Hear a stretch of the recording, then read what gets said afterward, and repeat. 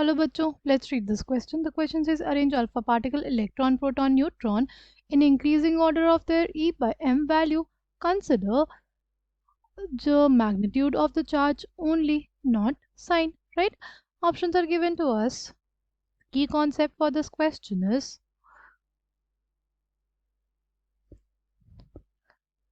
E by M ratio of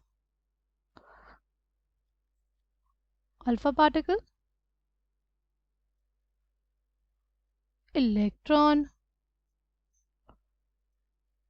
proton and neutron. Okay सबसे पहले हम लोग बात करते हैं न्यूट्रॉन की। तो न्यूट्रॉन में जो चार्ज होता है ना वो ज़ीरो होता है। ठीक, अगर बात करें हम लोग मास ऑफ न्यूट्रॉन की तो वो होता है हमारे पास 1.67 इंटू 10⁻⁻27 किलोग्राम, राइट। तो इसका E बाय M रेशियो कितना आ जाएगा, वो ज़ीरो आ जाएगा, राइट। नेक्स्ट बात करते हैं हम लोग प्रोटॉन की। प्रोटॉन में चार्ज होता है +1, राइट। M मास उसका होता है 1.67 इंटू 10⁻⁻27 kgs, राइट। इसका E बाय M रेशियो आ जाएगा 1/1.67 इंटू 10⁻⁻27, राइट।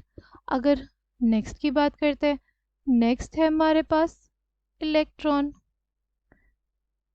इलेक्ट्रॉन का चार्ज हमारे पास -1 होता है, बट हम लोगों को सिर्फ मैग्नीट्यूड कंसिडर करना है इसलिए 1 ले लेंगे।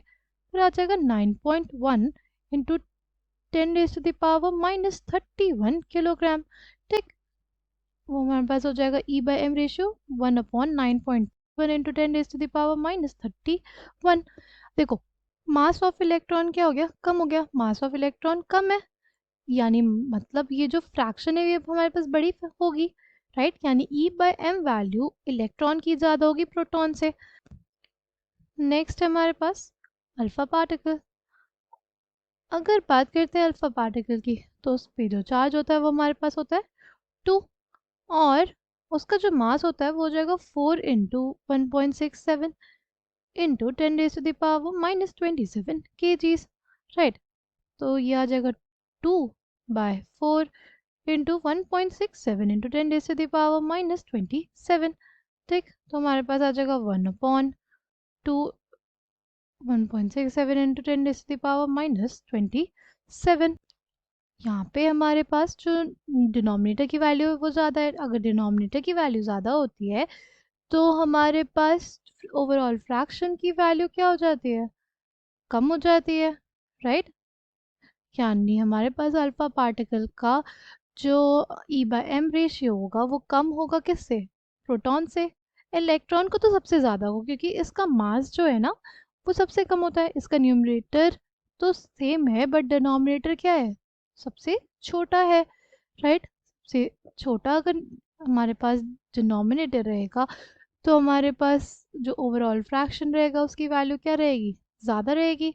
इसको इस बात से भी समझ सकते हैं, जैसे अगर हमें देखना है 1/2 और 1/3 तो कौन सा फ्रैक्शन बड़ा होता है, 1/2 बड़ा होता है, क्योंकि इसकी वैल्यू अगर वैल्यू से देखें तो हमारे पास इसकी 0.5 होती है, उसकी 0.33। तो इसके बेसिस पे हम लोग ये कंक्लूजन निकालते हैं कि अगर हमारे पास न्यूमरेटर सेम है तो फ्रैक्शन का और डिनोमिनेटर छोटा है किसी फ्रैक्शन का तो उसकी ओवरऑल वैल्यू ज़्यादा होगी, है ना। तो हमारे पास इलेक्ट्रॉन के लिए E बाय M रेशियो सबसे ज़्यादा, फिर अल्फा पार्टिकल के लिए, फिर हमारे पास प्रोटॉन के लिए और फिर न्यूट्रॉन के लिए। कौन सा ऑप्शन करेक्ट हो जाएगा हमारे पास, option C will be the correct answer for this question. I hope you understood it well, thank you, all the best.